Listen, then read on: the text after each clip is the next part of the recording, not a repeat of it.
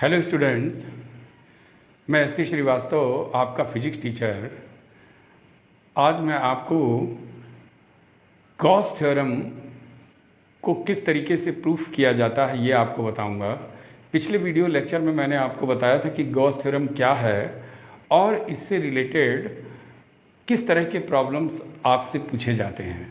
आज मैं आपको बताऊंगा बहुत ही शॉर्टकट मेथड गॉस थ्योरम को प्रूफ करने का।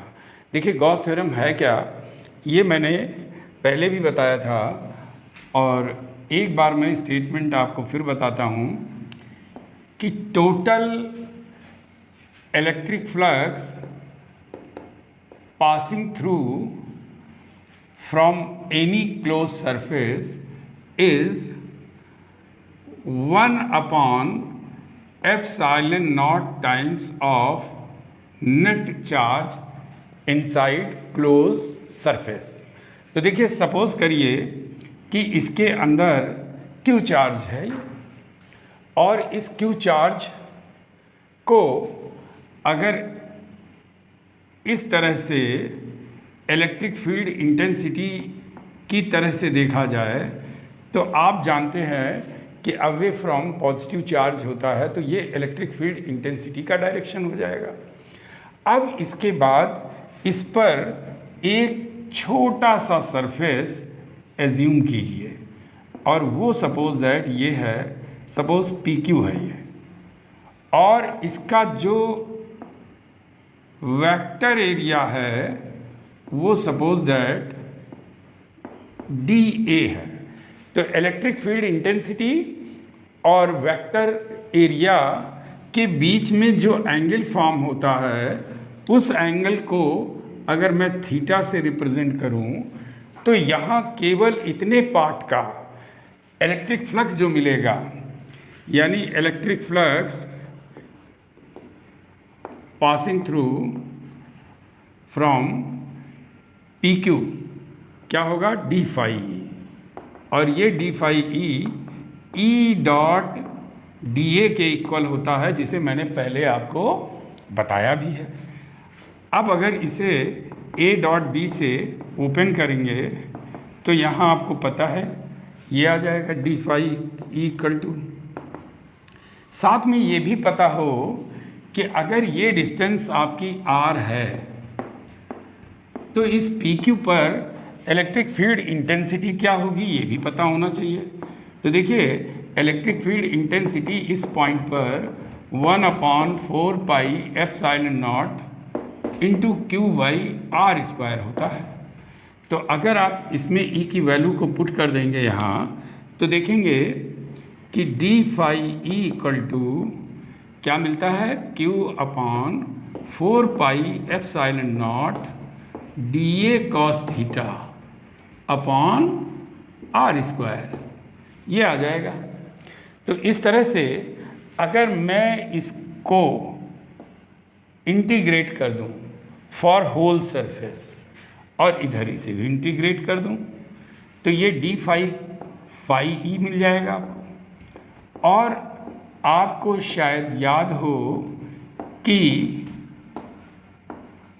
ये डी ओमेगा होता है, यानी सॉलिड एंगल, और मैंने ये बताया था आपको कि ये solid angle for whole surface 4 pi होता है।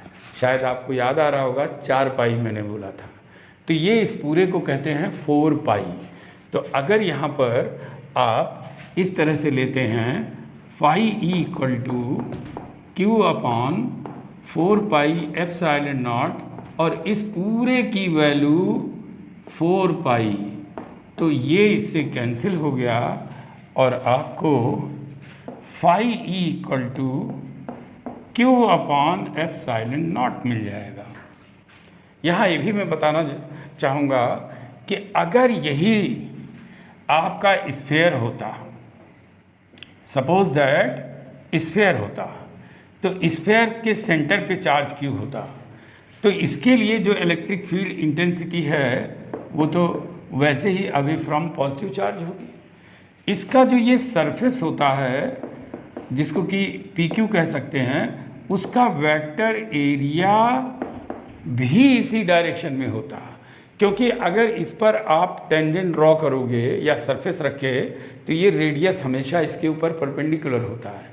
इट मीन्स जब इर्रेगुलर सरफेस हो तभी इसमें थीटा एंगल होगा ई और डी ए के बीच। अगर कोई रेगुलर सरफेस है जैसे स्क्वायर है तो ई और डी ए के बीच में एंगल ज़ीरो होगा, और अगर एंगल ज़ीरो होता है तो ये कॉस ज़ीरो हो जाएगा, और अगर कॉस ज़ीरो होगा तो आप देख सकते हैं यहाँ हम लोग ले सकते हैं D phi E is equal to E into D A, और D phi E equal to इसकी वैल्यू रखेंगे Q upon 4 pi epsilon naught D A by R square, और इसको इंटीग्रेट कर दीजिए। अब सारा वैल्यू उसी तरह से रिपीट करना है। कैसे उसी तरह रिपीट करना है, इसको फाई ई कर दीजिए, और ये आपको पता है डी ओमेगा होगा, क्योंकि मैंने आपको पीछे ये भी बताया था कि जब परपेंडिकुलर सरफेस होता है तो उसके लिए D A upon R square होता है। तो इस तरह से ये भी एक बार फिर से 4 पाई हो जाएगा।